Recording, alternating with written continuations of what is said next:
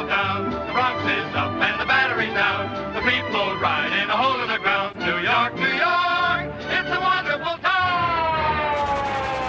And now, it's time for Talkin' New York Sports with Billy C. and Brooklyn Mike, part of the BillyCBoxing.com network of programming. And here's your hosts, Billy C. and Brooklyn Mike. Hey, we're coming at you from the Billy C studio in Lake George, New York. I'm Bill Calogero, and it's time for Talkin' New York Sports with Billy C. and Brooklyn Mike. And speaking of Brooklyn Mike, he joins me right now. What's up, brother? Good morning, brother. How you doing today? Not that great, man. As you could tell a few minutes ago, I'm very short-fused today. I've been having some problems with the damn weather up here. You know how much I love living in upstate New York, but I tell you what, it's starting to really take its toll on me. We lost power yesterday. I don't know why. There wasn't even any wind blowing. It was raining out. Don't have any cable television. The internet service is running like a snail. I think I could dial up and get better performance. You know, couldn't connect with LDL TV just a few minutes ago. So, yeah, I'm starting my day real good, man. But other than that, have you dropped any telephones in? Did I lose you? No. No. I heard that. Any telephones in the toilet lately? No, I haven't dropped any. Then life's not that bad. No, you're right. You're right. And we got some stuff to talk about, obviously, with in basketball. I guess we might as well kick off with that. Well, first and foremost, congratulations to the Chicago Blackhawks winning the Stanley Cup again, second time in 4 years. And I tell you what, they're talk about dynasty. I mean, I think we should start talking about that with the Blackhawks. What do you think, real quick? Yeah, absolutely. I mean, this team is they're still a young team, and like you said, it's the second time in 4 years. And they beat a team that won the Cup 2 years ago. So it's they're going to be around for a while. Absolutely. Yeah, and the team itself is not old. It's a young team. It was built for a dynasty, and that's what I like. And that's a good segue into the big NBA news, at least as far as we're concerned. The New Jersey Nets, or let me rephrase that, the Brooklyn Nets orchestrated a pretty big trade, which sent a couple of key players from the Boston Celtics, Pierce and Kevin Garnett, over to the Nets. It immediately makes the Nets a contender. As a matter of fact, the 40-1 odds for them to win the championship was, as soon as this trade was announced, which isn't technically official until I think July 10th, to 10-1. Many people are saying that they're right up there now with the Miami Heat. I got mixed feelings about this trade, and I'm sure you're going to know where I'm going with that. But before I give you my thoughts, what's your thoughts on the trade itself and their draft pick, which actually I'm pretty happy with? Yeah, I am too. I'll get to the draft pick in a little bit. But as far as the trade, yeah, I mean, on paper, yeah, looks great. I mean, you're getting two future Hall of Famers. They probably have, maybe 1 or 2 good years left. This trade was obviously made because the Nets want to win now. The owner, Prokhorov, the Russian billionaire, and he's keeping to his word. Money is no object when it comes to this team. As a matter of fact, right now their annual salaries are about $95 million, and once you start signing, some veteran free agents to the minimum, you're going to exceed $100 million, which is going to put him at about an $80 million luxury tax next year. So he's sticking to his word. I mean, this guy wants to win. Again, on paper, yeah, it looks great, but we went through this with the New York Knicks last year. You got to worry about age. And these guys have a tendency to get a little banged up over the season, and if they do, it's a problem. Kevin Garnett's 37, Pierce, and we forgot to mention even Jason Terry, both 35 years old. It makes them better on paper, and but but who knows? I mean, the season's a long season, and what bothers me the most about the trade, first they were going to trade Reggie Evans, and then that got switched to Marshawn Brooks, which I was happy about because I'm a big Reggie Evans fan. He's just a beast under the boards. But 3 first-round picks. Right. 2014, 2016, and 2018. I mean, that's your future right there, man. You're risking your future to win either this year or next year. They're giving Jason Kidd everything he needs this year, but if you don't win it all, then what? Exactly, and I agree with that. And I honestly, to be honest with you, Mike, I didn't know if you were going to feel the same way, and I do. Although it looks great on paper, I'm not happy with it, and I'll tell you why. When you take Garnett is 37 years old, Pierce is 35 years old, add them to the projected starting lineup, which of course is Garnett and Pierce, and you got Terry, like you mentioned, 35, Johnson's 31, and then you got the youngsters. Williams is 29 and Lopez is 25. Add them together, and they got a total age of 192 years old on this starting lineup. And I agree with giving away the future. Now, I understand the thought process. Win now. And I'll tell you what, win now is next year, this year, 2014, because that's it. I can't see them taking a year to gel and then coming back a year later, with Garnett being 38 years old at that point. It's not going to happen. Now, I understand that for Jason Kidd and his rookie coaching season, this is a team that you want to give Jason Kidd give him to, because I think it plays into his strengths a little better with veteran players that get the deal. They understand what's at stake, rather than seeing what kind of coaching ability with young players that Jason Kidd has. So I think they took that in consideration. But, geez, like you said, giving away your number 1 draft pick for 3 years, that's kind of crazy. And, maybe the consolation here is they signed Lawrence Frank, who did pretty well as a head coach for a while with the Nets, as an assistant coach. They built this team to win this year. I mean, that's the way I see it. Yeah, I mean, it's a win now situation. You mentioned Lawrence Frank, who is now going to be Jason's assistant. He signed. They also have Roy Rogers, Eric Hughes, and Doug Overton.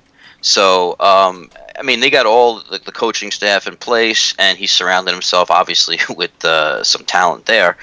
As far as Jason Kidd goes, I think he's going to be a good fit because, like you said, these guys are basically the same age as Jason Kidd, and if you had to take one, well-respected player last year, or for the past 19 years, who would it be? It'd be Jason Kidd. He was respected by not only his teammates, but his peers as well.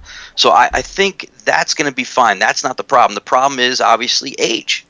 And, like I said, Garnett's going to be 38 years old next year. And if it's not going to be this year, then you just gave away the future with those 3 first-round draft picks. Yeah, and talk about the money, unbelievable amount of money, like you mentioned. 80 million luxury tax. I'm just not sure. Honestly, they didn't give up much. Wallace and Humphreys, they both didn't look all that great this year. I think what they gave up, what hurts them the most, is the draft picks, and I think that's it in a nutshell. I don't support. You see, I don't like the build. Take the old veteran team now. And there was some statements made in the NBA this week that I forget who said it. Actually, one of the coaches said, "You don't win with youth in the NBA. You win with experience." And you take a look at the Miami Heat, and you put together that team. And you have all that talent, but the difference there is that team can play together for a long time. You're looking at a team that collectively can play together as a team for the next 5, 6, even 10 years. You don't see that with the Nets. I mean, well, you talk about experience. I mean, even though Miami is a relatively young team to the team that obviously the Brooklyn Nets have now, you forget like LeBron James has been in the league for 9 years. He has 9 years experience. He came right out of high school and joined the league. Again, this team on paper looks pretty good, and it depends on how many minutes we're going to get out of Kevin Garnett, how many minutes we're going to get out of Paul Pierce. I mean, would you be happy with 20 minutes a game from both?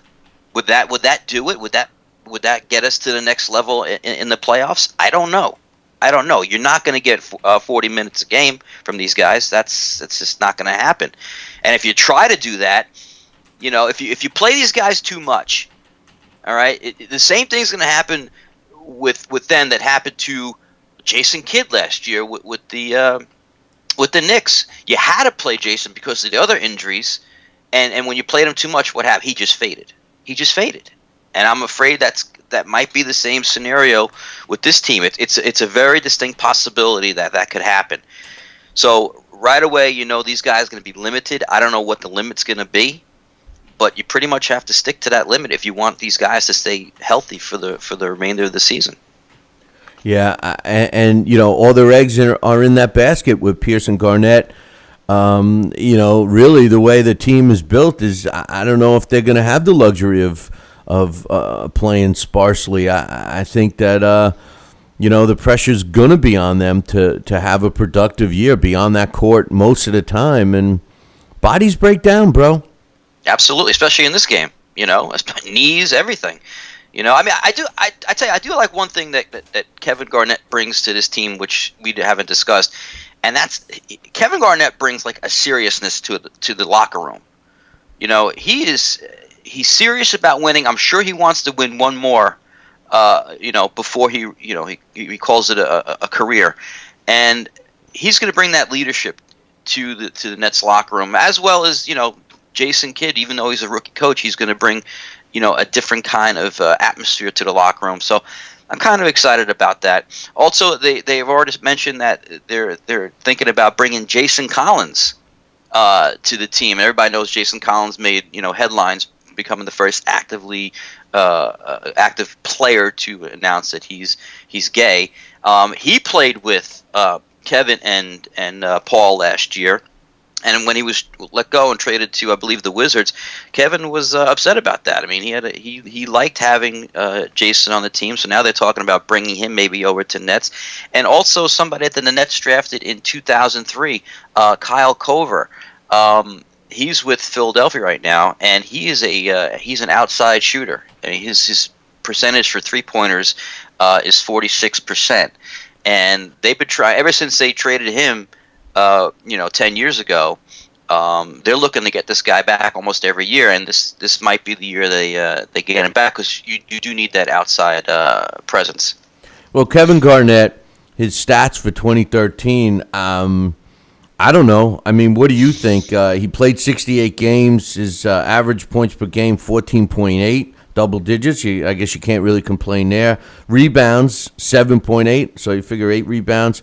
His free throw percentage was under 80%.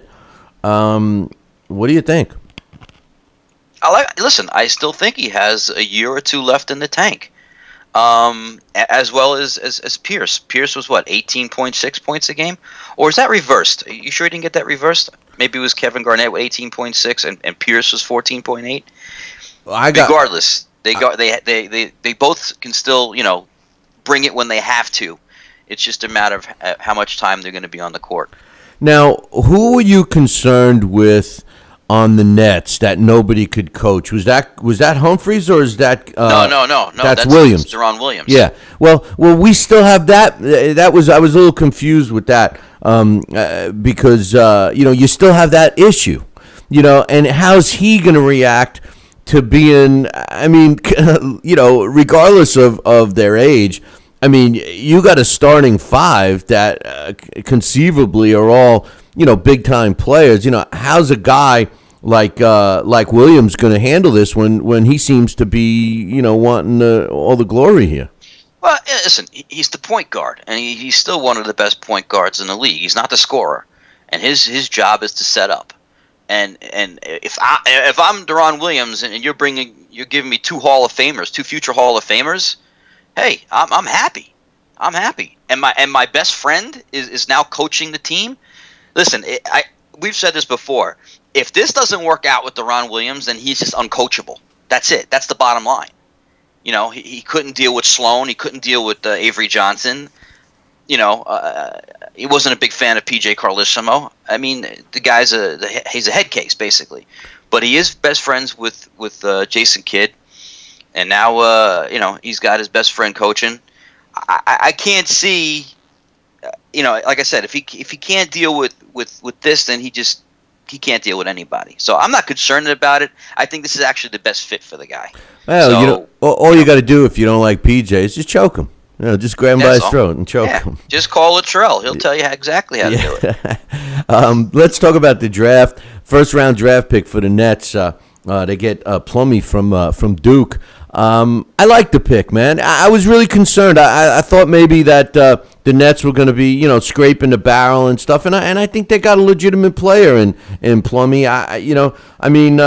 Let's face it, he got better and better and better each year that he played for Duke, and I think he's a solid pick. What's your thoughts? Absolutely, he's a very athletic, 6'10" power forward. Last year, I believe he had 17 points a game, 10 rebounds, and he shot nearly 60%. He's not afraid to bang the boards. This guy I think it's a great pick. Yeah, great pick. I'm very happy with it. And you go to the other side of town, and the Knicks pick up Hardaway Jr. I like that pick as well. I love it. He brought Michigan to the big dance. Average 14.5 points a game. Again, very athletic. He's very. I saw a picture of him and his dad together, and obviously everybody knows. If you follow Knick basketball, Tim Hardaway was like a nemesis. He was like another Reggie Miller to the Knicks when he played with Miami. And he just stalks over his dad. His dad is built like Kirby Puckett was, and while this kid's nice and tall and lean, 6'6". It's a smart pick also because chances are J.R. Smith will not be with the team next year.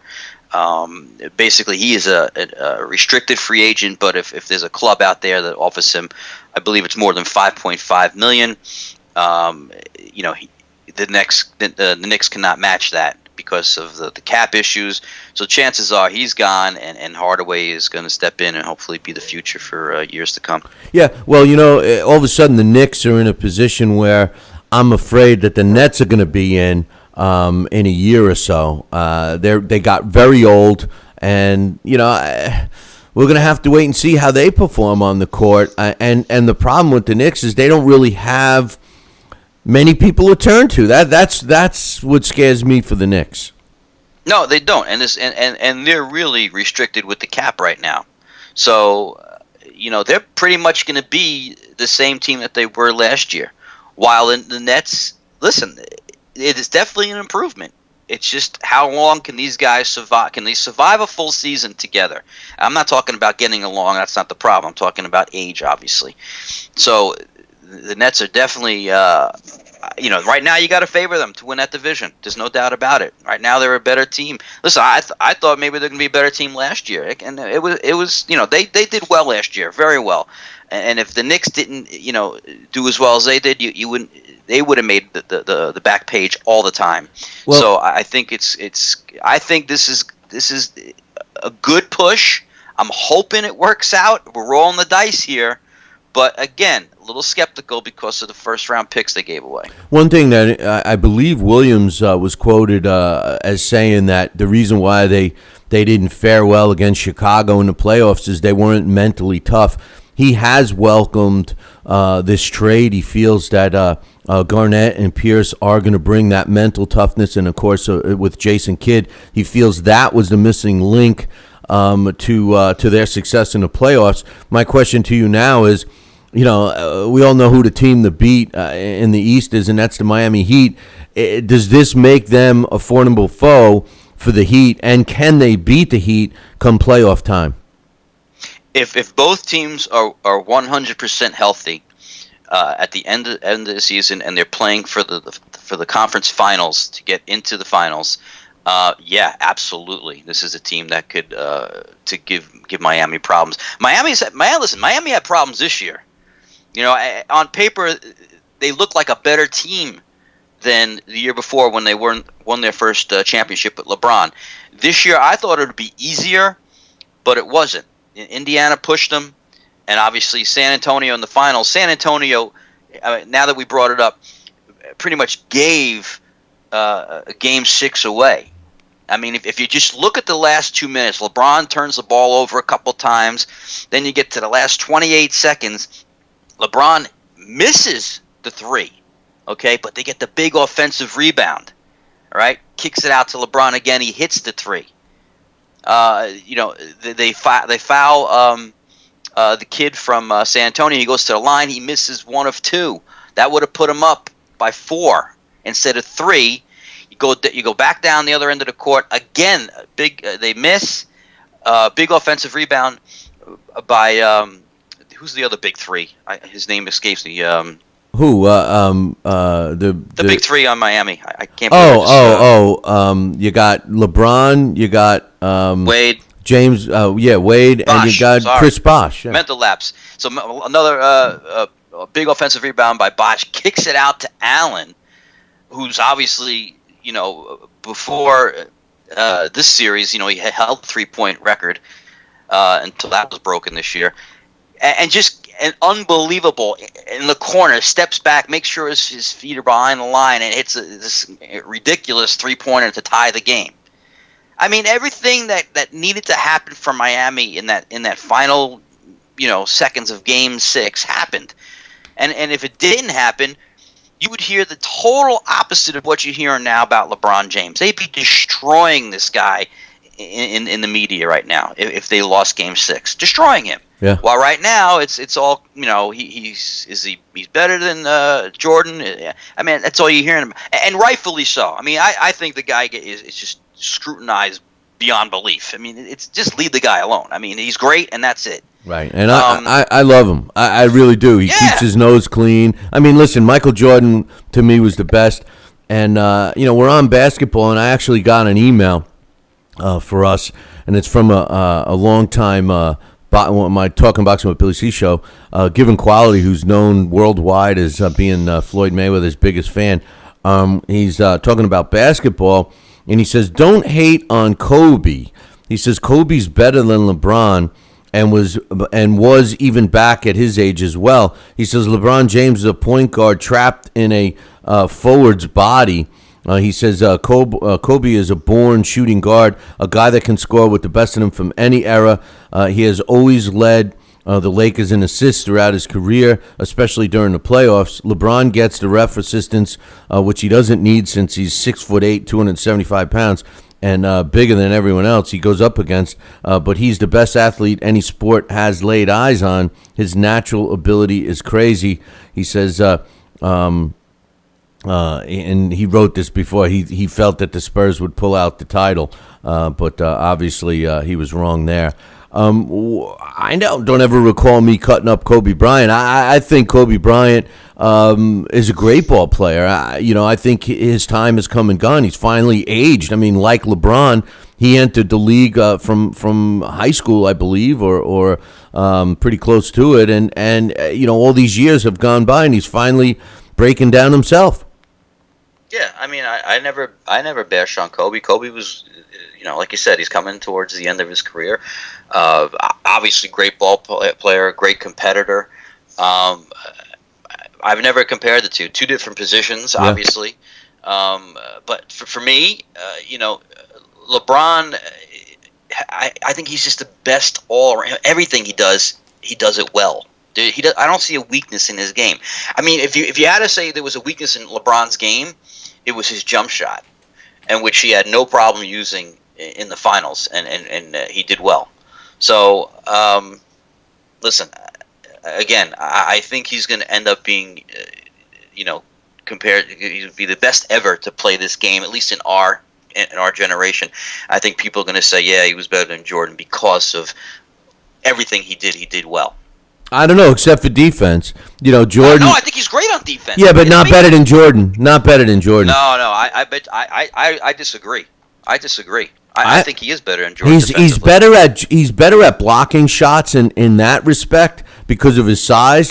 But defensively, what I loved about Jordan was his steal ability. I mean, he was able to steal a ball and drive it down, for a layup. I don't know, man. I don't know. You know what? I saw things from Michael Jordan that I didn't think were physically possible, and that's going to be hard to ever to compete with, as far as I'm concerned. But I love LeBron James. The only negative about him was when he first came out. I think his mom did something, and other than that, the kid has kept his nose clean. He's a good spokesperson for the NBA. I love him, and I'm a big Heat fan. There's no question about that. Well, I'm not a Heat fan, but I do like LeBron the player, and he's also, like you said, he's a great ambassador for the game. I mean, the whole thing about LeBron, which I didn't like, was the whole ESPN special with Jim Gray, and I'm bringing my talents to Miami, and then the big thing with all three of them together, and the fireworks, and we're going to bring 1 championship, 2 championships, 3, 4, 5. That was just all nonsense. But you know what? Do you really think LeBron sat down and said, "Hey, let's do this"? No. How can you blame him? He was advised. Let's. I'm sure ESPN threw a lot of money, and his advisors and his agents and managers. Hey, this is great. They're giving us $1 million just for you to say who you're going to go to. Right. Well, listen. They tell him what to do. That's all PR. I'm not holding him responsible for anything like that. Even some of the commercials are a little lame. Hold on a minute, Dre. And he's he doesn't write the commercials either. So I mean, you got to give the guy a break. Right. All we can criticize him for is on the court. And how can you criticize him? He has a bad day. He comes back. He plays twice as good. So anyway. That's it with basketball. Now, I know you wanted to talk about this Grand Canyon High Wire Act, this guy from Florida. What a nutcase to do that, but he was successful. I mean, what's your thoughts on that? Plus, by the way, the Native American Indians are saying that he should get a GPS system because he wasn't even technically over the Grand Canyon. They said it was over some other part that was the most narrow part and everything else, plus sacred land. I mean, but either way, what a nutcase. All power to him, but geez, that was pretty crazy, don't you think? Absolutely, but I mean, that's what Nick Wallenda and his family has done for generations. The Flying Wallendas, right? Exactly. So I mean, but hey, listen, listen. If they want to say he needs a GPS because he really technically wasn't over the ground, listen, the man walked a quarter mile, 1,500 feet above the ground. I mean, come on. I mean, I was nervous watching it. What about the wind? Great camera angles. I mean, you got a perspective. This guy was like a flea. I know. A flea. And the wind. I mean, listen. He said that he was not expecting the wind, blowing and kicking up the way it did, So pretty wild. Exactly. And I remember in the beginning, I watched the whole thing, but in the beginning when the wind kicks up, there was obviously dust on the wire, so that makes it a little slippery. A couple times he had to he squatted down to. I guess that's how they collect their balance. Yeah, rebalance. He called it. Get all settled again. He had to do that a couple of times. Regardless, I mean, it was just an incredible feat. And every time he took a step, thank you, Jesus, thank you, Lord, thank you, Jesus. I would have been saying the same thing because I would have been scared out of my mind. Scared out of my mind? They would have been seeing a trail of poopies behind me, man. Yeah, exactly. I mean, first of all, I wouldn't have even done it. I don't even like going up in planes anymore. I mean, steep bridge. You talk to John from LDLTV. Every time we went over this bridge in Georgia, I got nervous in the car. I wouldn't even, I wouldn't even consider doing that. But is it a sport? That's my question to you. I mean, we're talking sports here with Billy C and Brooklyn Mike. Is High Wire Act over Grand Canyon? Is that a sport? No, I don't think we'll be seeing it in the Olympics anytime soon. It was a great feat. It was very entertaining. Let's put it that way. And I wonder the dark side of me actually wonders. My God, if this guy would have fell, he still would have been saying, "Oh, thank you, Jesus." He would have been like, "Jesus, what the?" Yeah, you know, he would have went, "Jesus Christ!" Right. You know, I was just wondering what he would have said if he would have slipped off that wire. Right. You would have heard him go, "Oh shit!" You know. But listen, from what I heard, from what I'm hearing is what he wants to do next to top that. He actually wants to connect a wire from the Empire State Building to, I believe, maybe the Chrysler Building or something like that in New York, and walk across Manhattan that way. I mean, listen. Anytime you put yourself in that position where the end result could be death, more power to you, man. That's something else. I don't know, man. The last time somebody tried to get over the Grand Canyon that I recall was the late great Evel Knievel in that rocket ship, and I'll never forget watching that. And it malfunctioned. The parachute actually came out by the time it launched. And when you look at the replays of that, he went over the Grand Canyon, and then because the parachute had deployed, he drifted back and crashed down in the down on the river. But that was a nutcase, that's for sure, Evel Knievel. But anyway, on a sad note, James Gandolfini passed away since our last show, and I know both you and myself were big fans of him, and unbelievable, sad situation. Got me thinking about a lot of things, about life and everything else. What's your thoughts on this guy who really is as great of a job that he did acting? He wasn't that kind of a guy. I mean, he was a guy that, from all accounts, and I know people always say the best after someone passes, but from all accounts, they said, this is a guy that you had to keep telling, you don't realize how great of an actor you are. This guy was very humble and seemed like a normal guy. And forget the acting world. I think the world is not as good of a place without James Gandolfini. I agree 100%. I not only had the pleasure of meeting him, but I had the pleasure of actually working with him and doing a film with him. So I know what it's like to work with Jimmy, and everything that they said about him, being humble and caring and giving, he definitely was. He hated to talk about himself. He was just very uncomfortable with it. Yeah, I'm sure. Yeah, he knew he was good at what he did, but he didn't like to talk about it. And as far as him being generous, quick story. I was getting ready to do a film with him, and it was the first day that he was on set, and he comes over to the prop truck, and he calls me over, and he says, "Mikey, do me a favor." I'm like, "Yeah, what's up?" And he says, "Put these in the humidor, and when we get down to like 5, just let me know. And you guys smoke as many you want. Just when we get down to 5, let me know so I can get more." And he handed me like a Ziploc bag full of Cuban cigars, and it was like we didn't have to ask him. "Hey Jimmy, can I smoke as many as you want? Just tell me when we get down to a small number, and I'll get more for us." That's what he was. That's the kind of guy he was.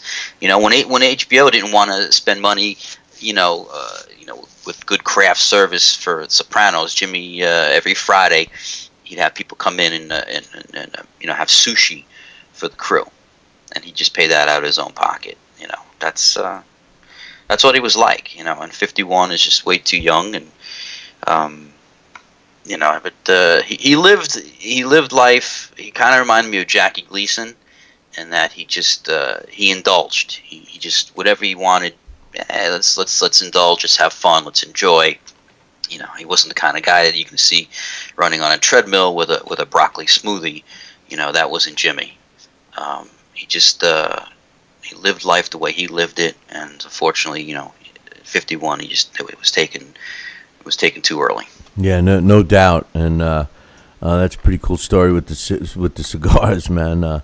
and you know he was bigger than life, it seemed, you know, and obviously The Sopranos put him on the map, but he was on in a lot of other films as you know, supporting roles and stuff, and I don't know, man, it's a shame. And they had some kind of reunion for him. Well, they had a reunion that he was alive for at Mohegan Sun recently, and then they had another gathering, I believe, at Mohegan Sun again recently after his big funeral or something. It was at some place, but again, nothing but positive, which you would assume, you know.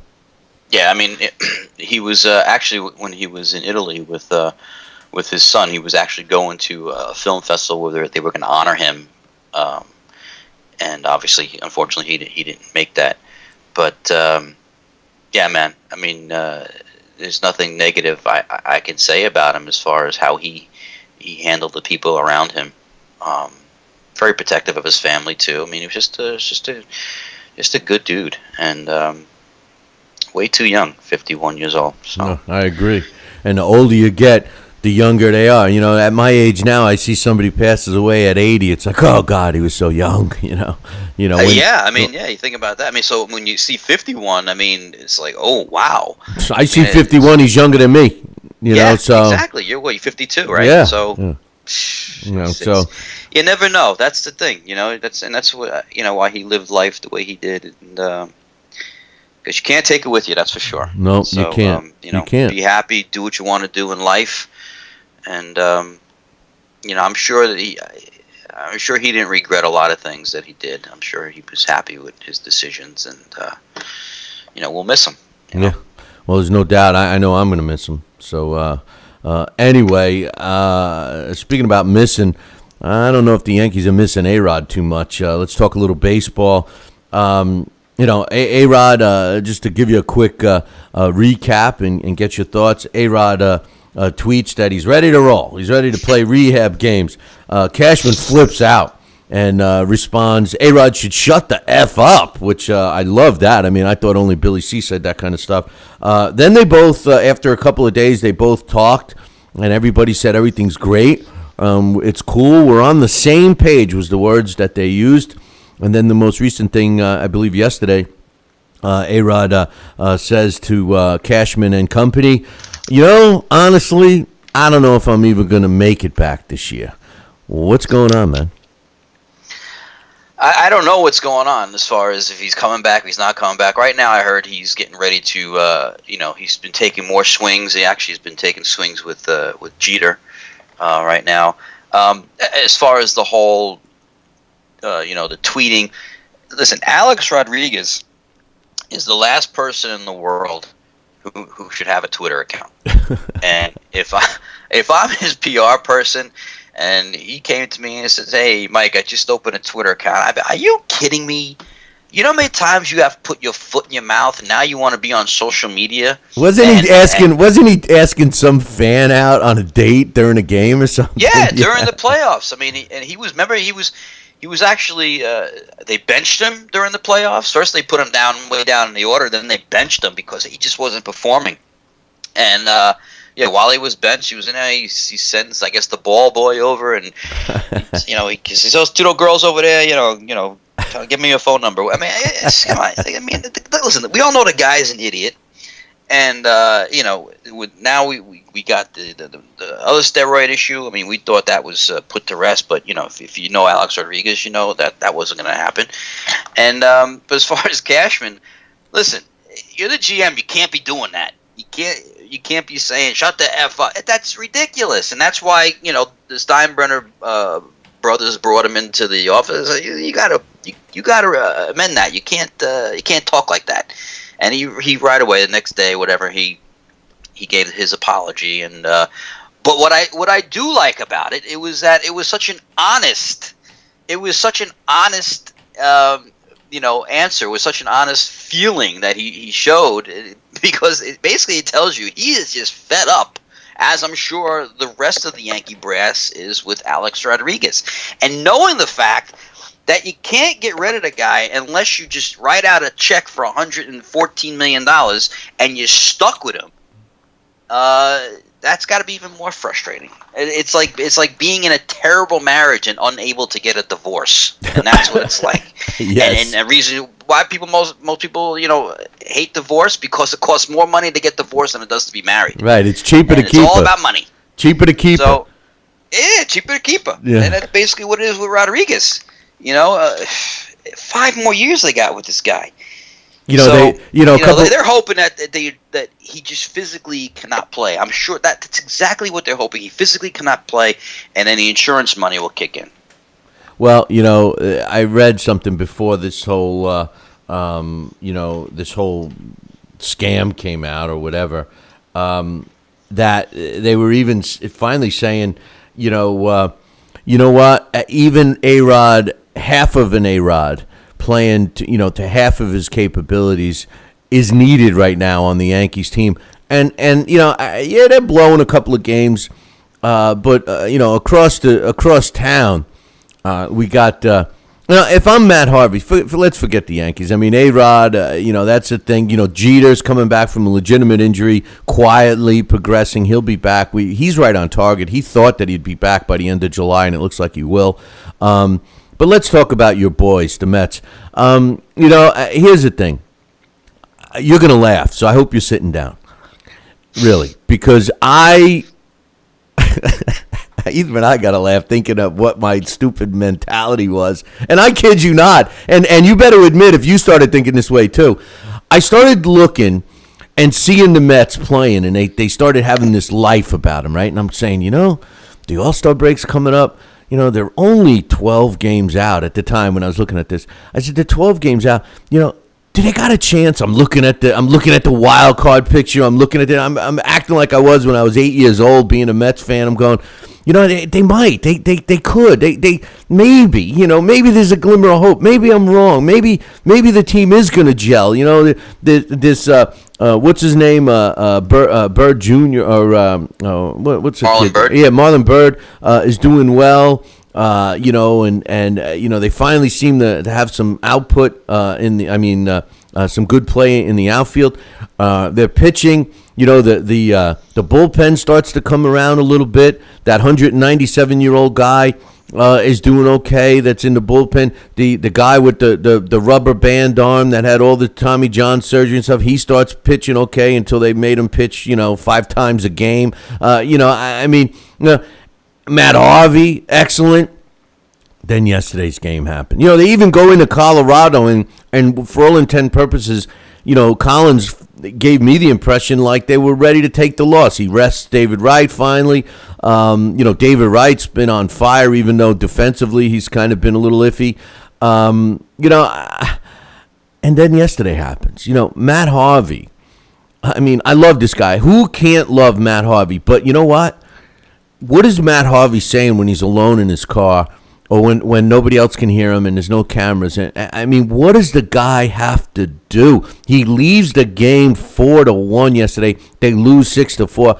The bullpen. He's got to want to go behind closed doors and say, "Hey, listen, I'm calling Aaron Hernandez to clean up the mess you guys keep making for me." It's got to be disheartening, man. They're 11 games out now, or 12 games out again. What's your thoughts? Yeah, if it's not Harvey getting run support, it's the bullpen, imploding and giving up runs to lose the game. This guy, listen, he should be the starter for the All-Star game, which will be played in Citi Field this year.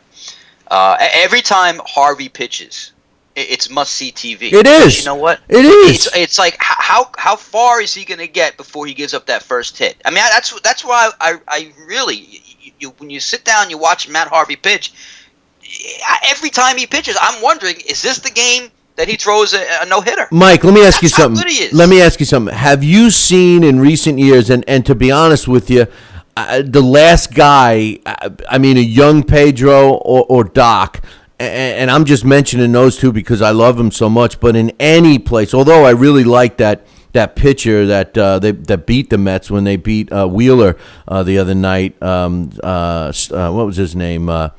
Sale. Man, I'd like him on the Mets, but I don't know how he's got 5 or 6 losses. Who the hell can hit that guy? But have you ever seen in recent times movement on a fastball the way Harvey's move?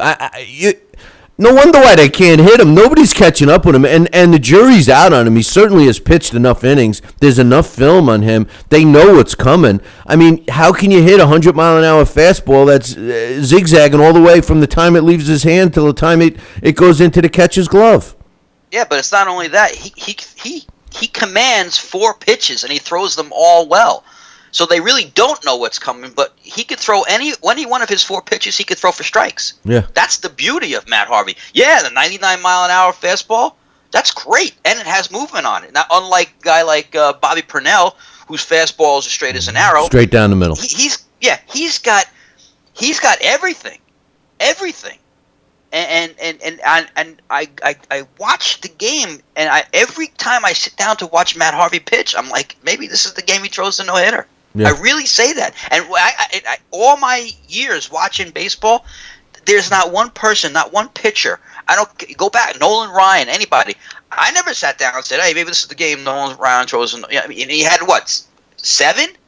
But still, you didn't get that feeling. I have to watch Nolan Ryan because he might throw a no-hitter. But with this guy, even though he hasn't thrown one, you still get that feeling, wow, this could be it. He goes 4, 5, 6 innings almost religiously now before he gives up a hit. Yeah. I mean, you never see him, hit first inning, 2, 3 hits. By the second inning, he's losing, by 2 runs. You don't see that. No. This guy goes into the 6th inning it's almost like automatic, giving up no runs. Yeah. I mean, it's amazing. And he retires the first 14 batters. He's got 132 strikeouts. He leads the league in that. He's got a 2 ERA. Are you kidding me? This guy's incredible. And like you say, he goes 6 innings. Nobody gets a hit off him, and his team's 1-0. They give him 1 run, and they get hits.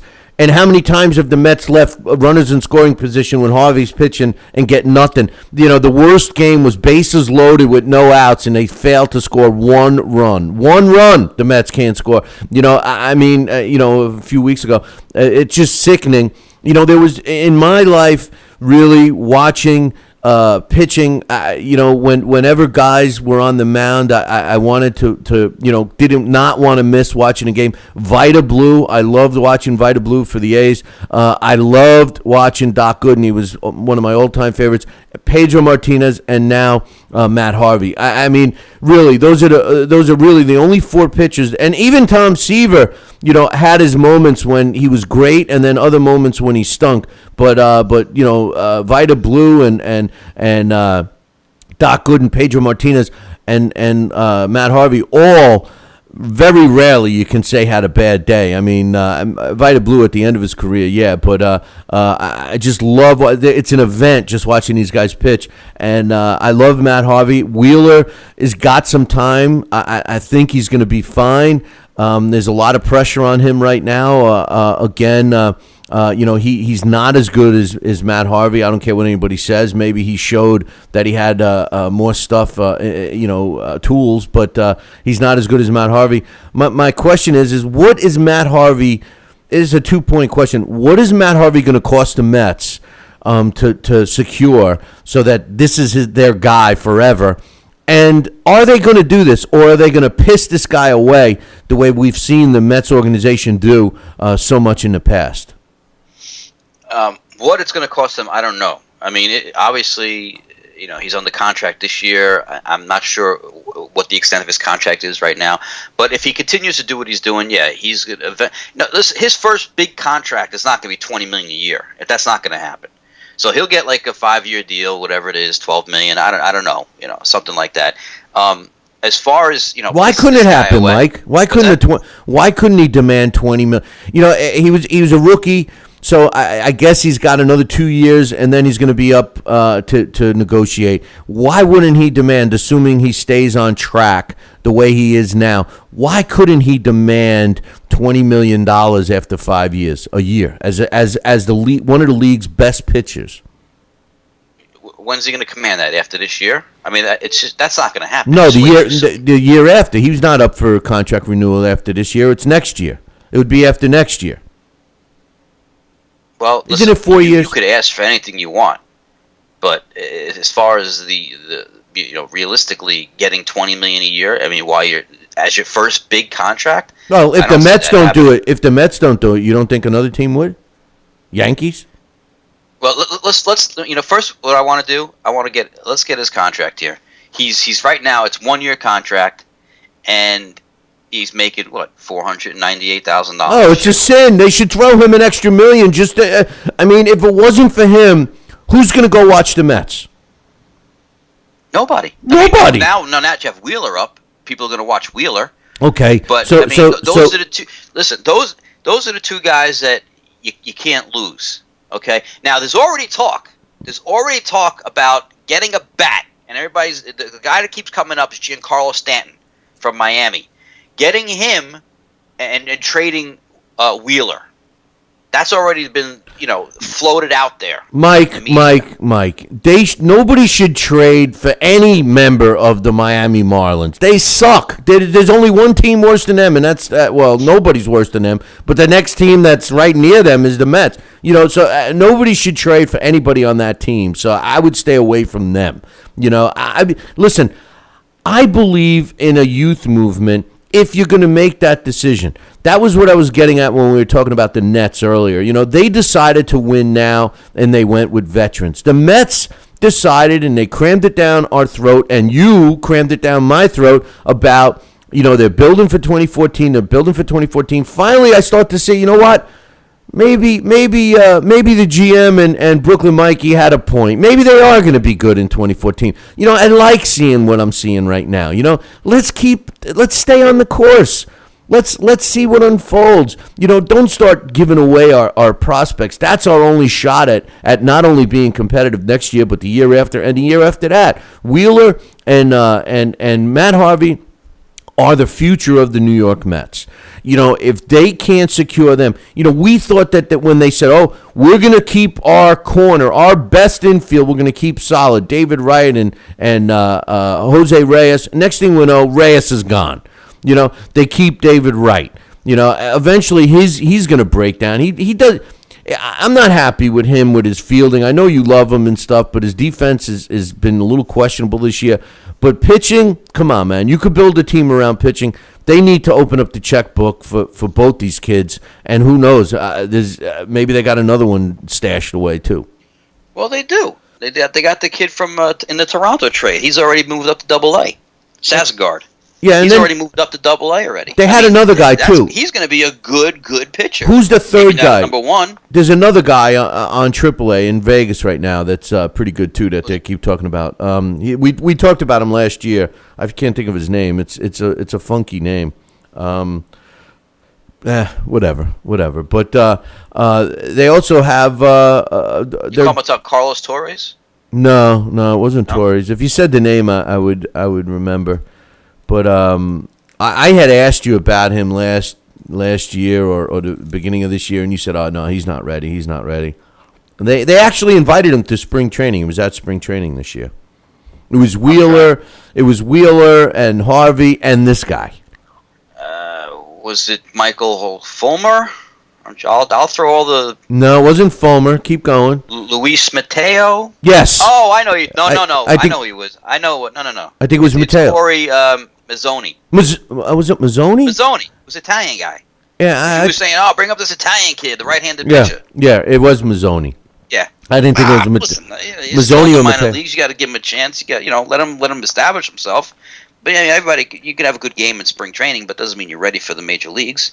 Look, everybody thought Wheeler would knock it out of the park, and already he was a little wild first game. He's got to get a little bit more command of his. You can't throw 109 pitches in 5 innings. You just can't do that. Did Collins make a mistake by pulling Matt yesterday?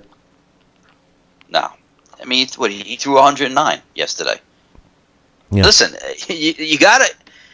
You got to trust your bullpen. You have to bring. You can't listen. You want to destroy the kid. You want to throw 150. Do you want to throw 150 pitches just to get a win, and you're not going any place? Did you hear what Washington said?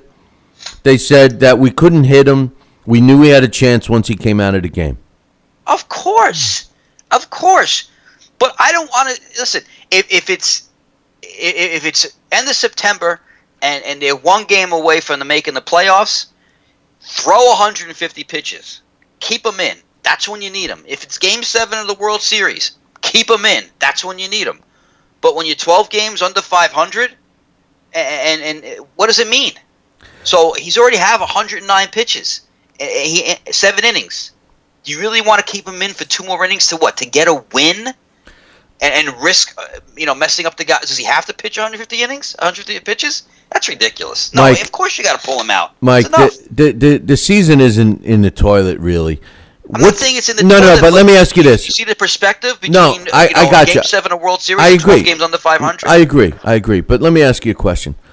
Can the Mets do anything to strengthen that bullpen and make a serious run, at least for a wild card spot? They're 11 games out. Is there any chance? We didn't even get to the All-Star break, so we got more than a half a season to go. Is there anything they can do? Is there anybody out there that can help them, or are we stuck with what we got? To make a run this year, just to get into just to get the wild card. No, I don't think there's anything you can do right now, or is there anything they're gonna do, to get them over that hump. They're 11 games out of the wild card now, and it's not even the All-Star break. And by the All-Star break, it'll be more than that. Yeah, but Mikey, there's too many teams to jump over. I know, but 11 games. I know it sounds like a lot, but it is a lot. If you win 5 or 6 series in a row, and you get forget Atlanta, they're just they're unbelievable. But I mean, Washington's not invincible. Obviously Philly's not in the East. Arizona's doing very well in the West, but all those other teams are questionable. I mean, it's just as easy for another team to kind of go into a slump for 5 or 6 series and the Mets get really hot. And before you know it, a game or two out of a wild card spot is now within reach. I mean, 10, 11 games before the All-Star break, the season's not over yet. If we were talking about this, a month after the All-Star break, I would start to say the candle's going out. But 11 games is better than 15.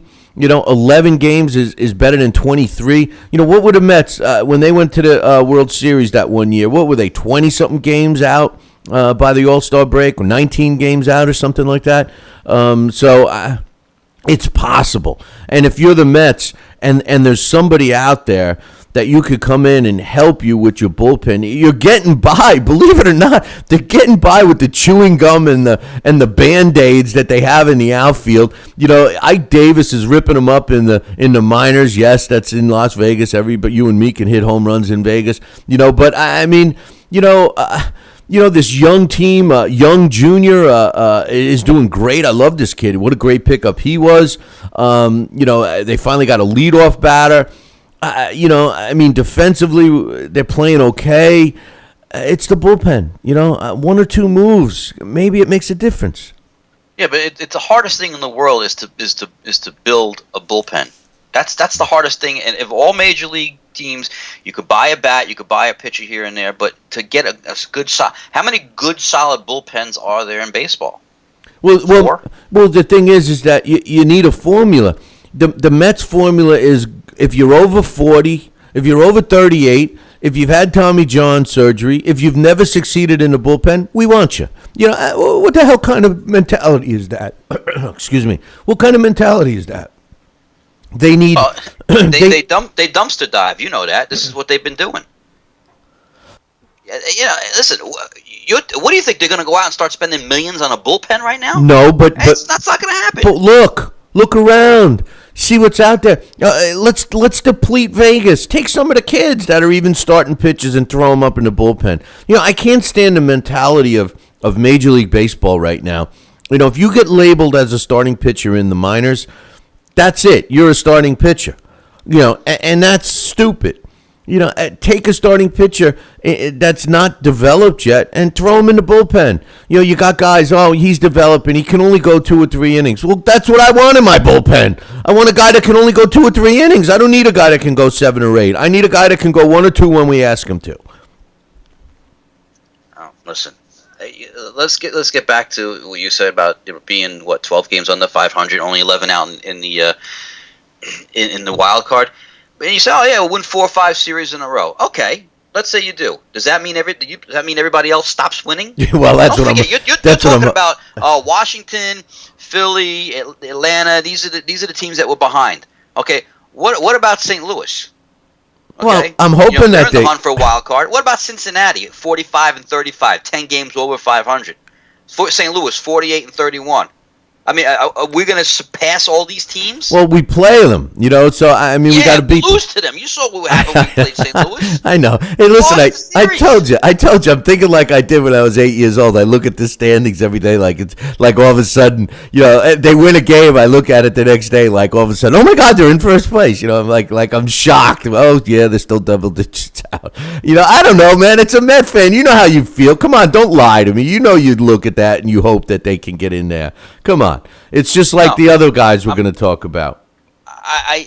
This is what I'm looking at. I'm looking at next year. I want to see what kind of moves he makes. He's going to make some moves. I want to see how much of that money that comes off the salaries. I want to see how much of that he actually spends. How much he's allowed to spend. I want to see. Listen.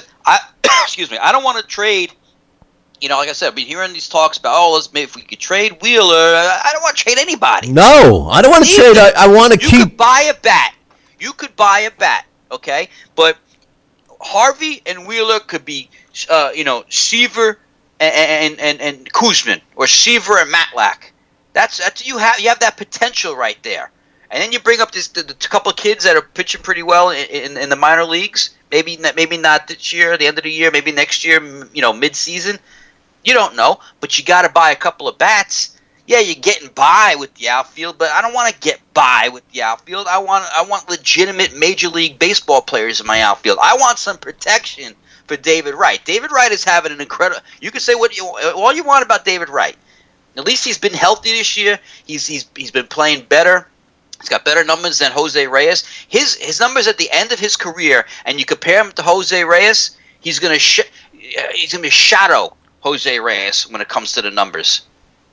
Dude, absolutely. Pitching. You forgot. Exactly. Listen, look at the 80s. In the 80s, we had Doc Gooden, we had Sid Fernandez, we had Ron Darling, we had Bobby Ojeda. I want that again. I want, and you got 2 right now. You got 3. I still have plenty of faith in Guy. All right, I do. So you got him. You got, of course, Matt Harvey. You got Wheeler. There's 3. Yeah, there's 3 guys right there. Your hero just finally won a game the other night. Markham or Sean Markham. Yeah, Markham 0-9 was going to be the first pitcher since they invented the baseball to go 0-10. Come on. And I think a hit even won the game for him too. I think he even got a hit in that game that helped seal it. But anyway, enough about that. We can cry about the Mets all day long. Listen, I'm happy to see Wheeler. I'm happy to see Harvey. I still don't feel too good about Collins. But the rest of the team, I'm liking Young. Tejada's not even back yet. And our infield's playing pretty decent with the exception of David Wright when he does some stupid things. But you can't knock him for his hits. He's coming through with the hits. So, hey, the Mets are the Mets. And, I could dream, can't I? I can hope listen, I'm just like you. I want this just as bad as you do, okay? But I'm just being realistic. And realistic right now, next year, this is what you have to do. Next year, you have to have 2 major league bats in that lineup. At least 2. I don't care if you get them through free agency. We got Neuenhouse. I don't care if you trade Duda and Davis. We got Neuenhouse. We got Duda. Your favorites. No. Listen, I've never been an Ike Davis fan. I know. No, I don't. Yeah, but Duda's you. I know you got posters of Duda all over your bedroom. Oh, absolutely. Yeah. Another Dave Kingman clone. Yeah. We're waiting for him to. He's got potential. He's got nothing. Pelfrey. Oh, yeah, Oh, wait God. for Pelfrey. He's got all this stuff. 7 years later. Yeah. Come on. And he's still doing the same crap. And you know why they like Duda? You know why they like Neuenhouse? You know why they like Davis? Because they're all playing cheap. That's it. It's all about the money with the Mets. That's all about the money. No, right I now. know. But you know what? Next year, you got money coming off. You got money coming in from SNY. You got $100 million to play with. They're not going to play with it. I'm not saying spend like the Dodgers and a bunch of drunken sailors in a whorehouse, but you know what? You gotta get me at least 2 bats, and you gotta rework that bullpen.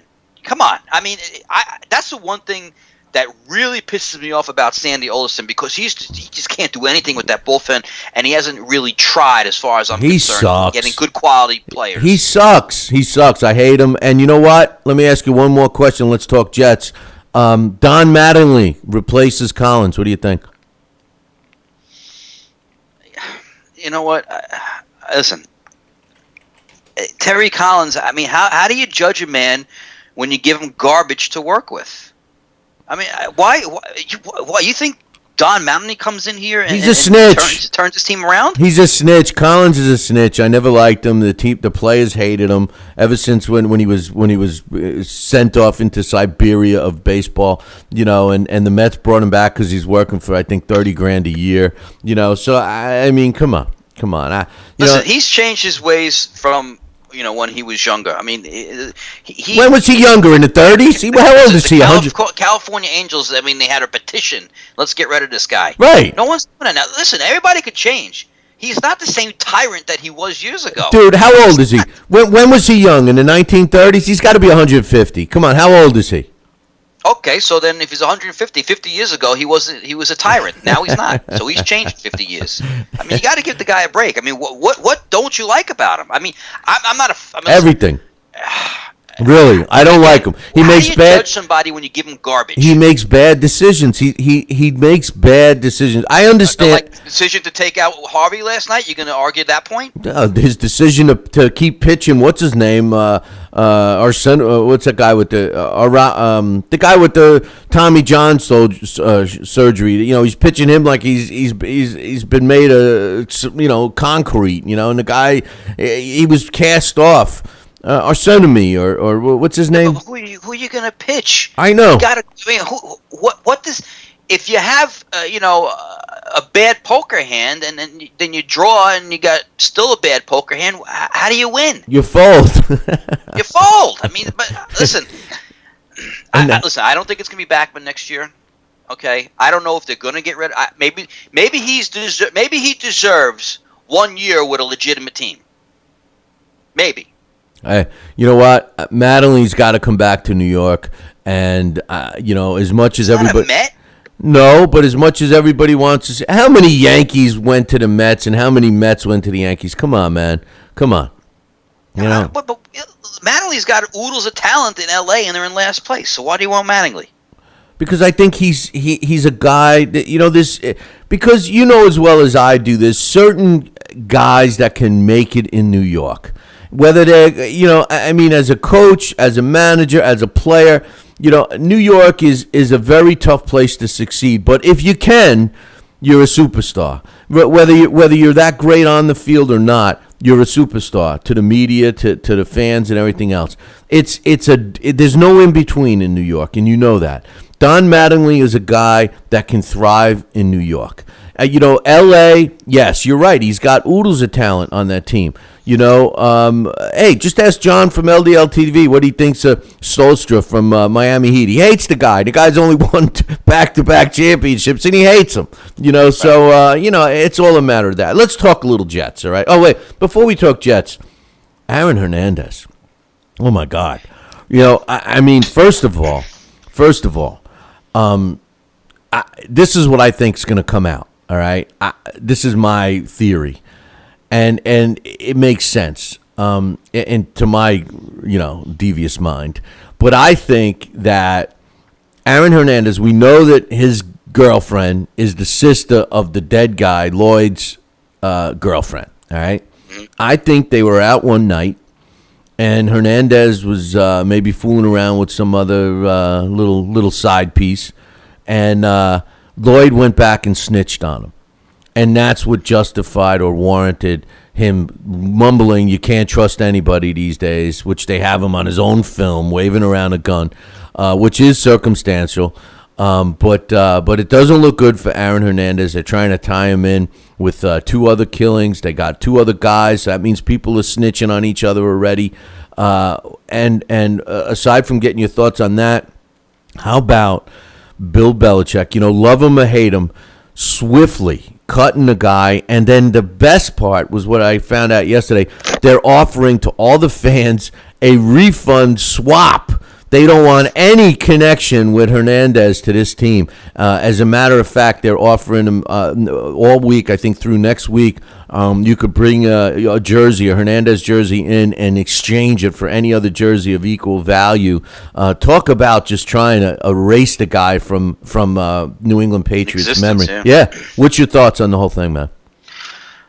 First off, Aaron Hernandez has to be one of the stupidest human beings on the face of the earth when it comes to criminal activity.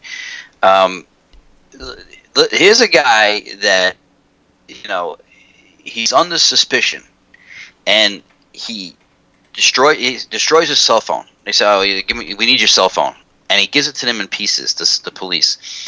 He destroys all the surveillance tapes in his home. He hires a cleaning crew to come in the day after the murder. He leaves the rented car at the scene of the murder that's was taken out in his name. I mean, this guy is just an idiot. With his bullets casings. If he gets off on all the charges, he deserves to go to jail just for stupidity. You're right. It's just amazing. I mean, first off, the biggest tragedy is not Aaron Hernandez. The biggest tragedy is this 27-year-old Odin Lloyd is dead. That's the biggest tragedy. And from what I'm hearing and from what I'm reading, all they had to do was because he was talking to some people that Hernandez doesn't like or didn't like or he had a beef with or whatever. Hernandez is basically what coming out. This guy is just a thug. He's a gangster. He's a gangster who has the ability to catch a football. That's what he is. Yeah, but how did that get past? I mean, what team is more proficient at, and I say this all the time about Bill Belichick and why I give him kudos, because this is a guy that's able to, he doesn't draft people for superstars and stuff. He drafts personalities, guys that can fit into the system. How does Aaron Hernandez, get by that scrutiny of Bill Parcells and Bill Belichick, and not only that, sign a $40 million deal? I mean, that's big dollars for the Patriots, which incidentally they don't have to pay any of it. I guess the NFL ruled on that as well. So unbelievable. How does that happen? Yeah, that's a big shock because you're right. I mean, they're all about character, good character. That's what they want on this team. That's how they've always been. But listen, every once in a while, even a team like that makes mistakes. Then they bring in Ocho Cinco. I mean, come on. Was there an upstanding citizen right there? No. Every once in a while you take a shot. Every once in a while you make a mistake. But the fact that they as soon as this guy was arrested, 2 hours later he was released, and this whole thing about I think you have until July 6th, July 7th to go down to the store at the stadium and trade in your Aaron Hernandez jersey. Listen, that's the smart move. I want to wash my hands of this guy too. This guy, I know you're supposed to be in this country innocent to be proven guilty, but I mean, there's this guilt written all over this guy. I mean, if you look at all his tattoos, somewhere in there, you're going to find the word guilty. I mean, he's just an idiot. I mean, everything that he's done did not help him in this case. How about this story? With destroying evidence, Scott. How about the story that came out that he grabbed Wes Welker by the neck in the weight room, smacked Wes Welker around? That they kept that quiet until just the other day. Until it came out recently. Yeah. I mean, listen, the guy's he's a thug. He's a gangster.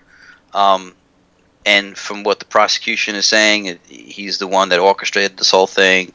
He texted the other two guys. That's the other thing. He's texting about a murder, about killing somebody. He's texting. I know. This day and age. Don't these guys watch CSI? I'm scared to set up a smoke signal. I know. I mean, don't they watch CSI? I mean, don't you know that okay, you trash your hard drive, and guess what? They can still pull data off it. You destroy your surveillance system. Guess what? They already got your film and waving a gun around, and they got the audio track too that's saying I can't trust nobody.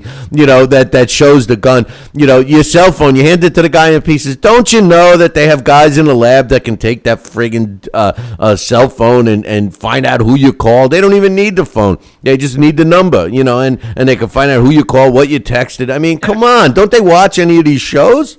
And how about this? He destroys all the surveillance tapes. However, does he live in the slums? No, he lives in a rich community. Don't you think somebody else across the street or his neighbor has surveillance tapes that might catch his house? Yeah, and yes, and how then about they caught those tapes, and he comes back from the murder scene, and he doesn't even put it in his pocket.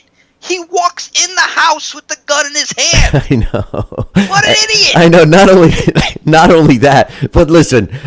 Not that I've ever thought of this, Mike, but you know what? If I'm going to do a gangland killing, and I want to dump the body, I have a feeling I would do it a little further than a mile away from my house. You know, I mean, maybe take a ride. Maybe how about in a river or something? You know, I mean, how about drive it out to the desert or obviously he doesn't live near the desert. Something. Yeah, do something. Go along with the Taconic. Next to the car that I rented. Yeah, I know. Come on! What an idiot! With the like I said, Billy, he deserves to go to jail. Just it should be like 10 counts of stupidity. I know.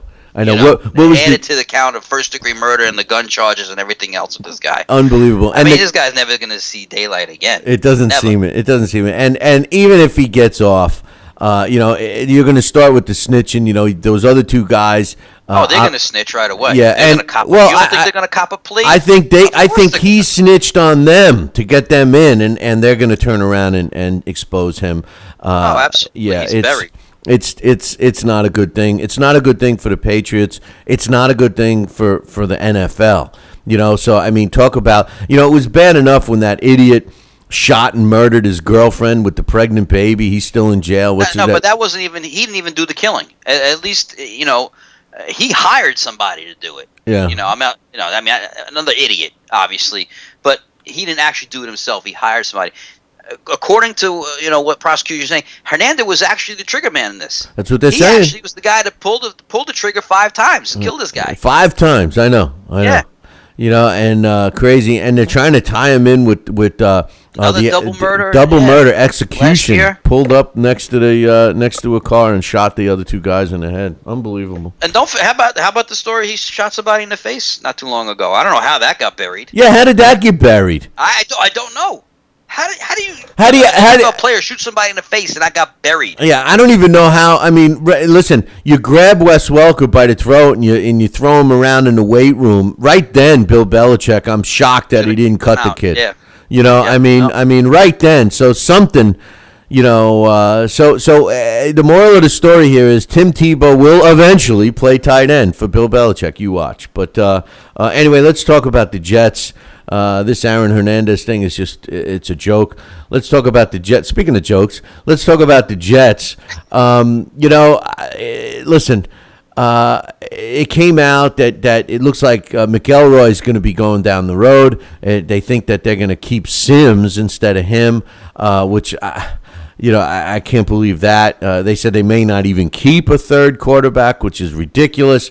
Apparently, the team, according to Mangold, is behind Sanchez. They feel that Sanchez gives them, and this is the scary part. He didn't say that he thinks Sanchez can be an elite quarterback or anything like that. He said, I think Sanchez will give us the best chance to win, which tells me that what's his name is not doing too well picking up the West Coast offense. They say Sanchez isn't. What about the YouTube video of Sanchez that was released? Him dancing around in his underwear with 2 hotties. I mean, this guy is just. I give him credit. I wish I was Sanchez, really. Life could be worse. It could. He's set for life. He doesn't listen. whether he throws another football again or not, he's set for life. He's got his millions. You know, he's a young kid. He's younger than my daughter, for God's sakes. You know, and I mean, he's gonna make $8 million this year. Yeah. I mean, he's hated by Jet Nation. Fans can't wait to get rid of him. But you know what? There are other people in this world that I wouldn't want to be in. But Sanchez, I wouldn't mind. I wouldn't mind being Sanchez. And let me tell you something. Just to go back a little bit in the Jet history, there was not a quarterback I hated and despised more than Kenny O'Brien. I wish that every time that SOB got sacked, he would just lay there and never get up, and the guy never got hurt and came up. And you want to know what? After all these years, I would die to get Kenny O'Brien behind the quarterback, behind center right now. Kenny O'Brien was a talented quarterback with yes, he had some great. He did have a great defense. He had a great running back. His line was a little questionable. He had some good receivers, and they were good. They got there. They just couldn't get over the hump. But he was the kind of quarterback you need. You need a guy that's 6'4". The Jets have been drafting Smurfs. Sanchez is 6'1". The kid that they just drafted, what's his name? Why can't I think of his name? Geno Smith. Yeah, Geno Smith. He's only 6'1". McElroy is made out of glass and porcelain. Sims is tall, but he can't hit the side of a barn. God. And now they're saying that, what's his name? The only guy that was a bright spot for the running back position last year, what's his name? Bialy Powell. Yeah, Bialy Powell. That he may not make the team. He may not even make the team because they love what they see out of your boy and the guy that might be in jail. The other guy. The Jets you could see with getting all the gangsters on their team. And they still haven't signed my man. They still haven't signed the receiver that Braylon they should. Edwards. Yep, they still playing games with him. And the only guy supporting Sanchez openly is Holmes. And the reason why Holmes supports him is because he knows he's a bully, and Sanchez he listens to whatever Holmes says. That's why Holmes wants him. Yeah, no, I know. And as far as giving them the best chance of winning, he does, because Geno Smith is just not grasping the West Coast offense. It's a totally different system. Number one, 90% of his snaps in West Virginia were in the shotgun formation. And right off the bat, right there, Mike, let me ask you a question. Right there. That statistic you just threw at me. A guy that for the most of his college career took his snaps from shotgun, and you already knew that you had a new offensive coordinator, and you already knew that your offense was going to go to the West Coast, and you already knew that West Coast offense requires you to take the snap from under center. Let's pick Geno Smith. Well, you don't. Your draft is not dictated by who's calling your plays. Because they have more. See, Geno Smith will be around the Jets a lot longer than Marty Mornhinweg. So you can't dictate who you're going to pick based on. We got a new offensive coordinator. Let's not get Geno Smith, even though he's ranked probably one of the top 2 quarterbacks in this year's draft. We got to get a quarterback who's used to being. You can't do that. So you got to pick need. You got to draft for need. You draft because sometimes you take the best player available at that time, and at that time at 39, that's what they thought, and they needed somebody, to compete against Mark. Listen, he could have came in and said, and picked up the West Coast offense, relatively quickly, and maybe not have a problem being under center. And picked that could have happened too, but right now it's not happening. And if it would have happened, they would look like geniuses. But you don't know what you don't know his potential. You don't know what's going to happen. What I don't like, what I'm hearing, is that they have plays already that they're thinking about for Geno Smith. So here we go again. So then Sanchez is driving down the field. He hits 2-3 in a row. Then what? And you're going to bring in the Geno Smith package? That's what kills me. That's what kills me. I want a quarterback that just stays in the game, who doesn't have to keep looking over his shoulder to say, are they bringing this package in, that package in? Guys, come on. That's got to be. If you like Smith and he plays well in this shotgun, then he's your quarterback, and just like you did, that's like what teams did for Tebow when Tebow was playing on Denver. you change the offense to suit Tim Tebow, and he wins you one playoff game, whatever. I mean, he still stinks, okay? But if that's the way you're going to go, then Geno Smith's your quarterback, and you do what's comfortable for him, okay? If not, then Mark's your quarterback, and you don't come in with these stupid packages and change the rhythm of the game, which is what I vision the Jets doing again. Well, then we got to blame Rex for that because he's the constant. We blame that stupid idiot with the sunglasses who shouldn't even be playing Madden football, let alone coaching in the NFL, Tony Sprono. But, we all blamed him for the stupid idea of breaking that continuity. You got Sanchez. Here we are saying Sanchez driving down the field. We know that didn't happen, but theoretically, if he could drive down the field, you see that, and then you bring in Geno Smith. I mean, that makes no sense at all. Listen, the Jets don't make any sense at all. What I'm hearing out of camp is that the O-line is looking good, which kind of shocks me. And they say I told you that last time we did a show. I said the O-line is going to improve. I told you that. I said that and the running game. You poo-pooed me. Well, you poo-pooed me. Well, they said they got depth. Listen, I want to see a defense. Did you hear that the whole secondary is all changed and the coaching philosophies have changed and the secondary coach is now the defensive coordinator and they brought in another guy that used to work with the there's just so many new faces. I just can't see it being positive. Yeah, but I'm not worried about the defense. I mean, ever since Rex has been here, his defense has never been worse than eighth.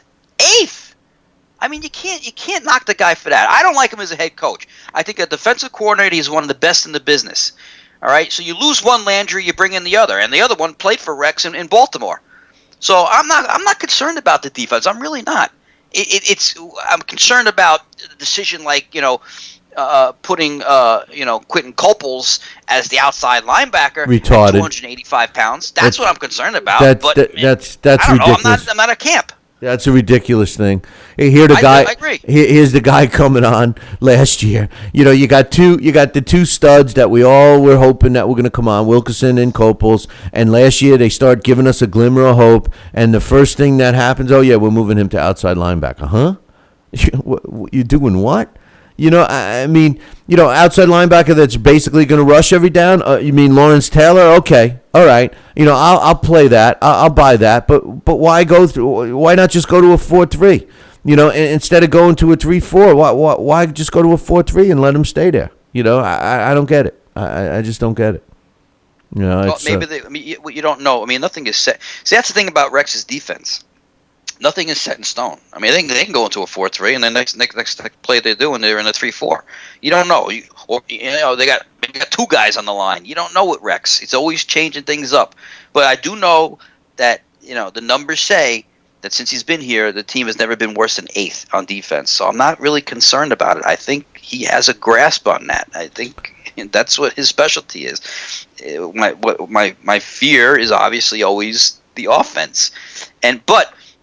Keep in mind, when Sanchez had a decent offensive line and when Sanchez had a decent running game, his numbers weren't great, but the team won. But when they won, and when everybody was anointing him the next Joe Willie, there was another piece of the puzzle that is the reason why I supported him for so long last year, and that was he had at least three receivers he felt comfortable with. Three.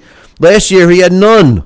And the one guy that he can work, yes, he can throw the ball to Holmes because Holmes threatens him with knives and stuff like that in the huddle. But, he could throw to Holmes. But you know what? The one guy that he really, really had some chemistry with was my man. And I just don't know why they're not signing Braylon Edwards.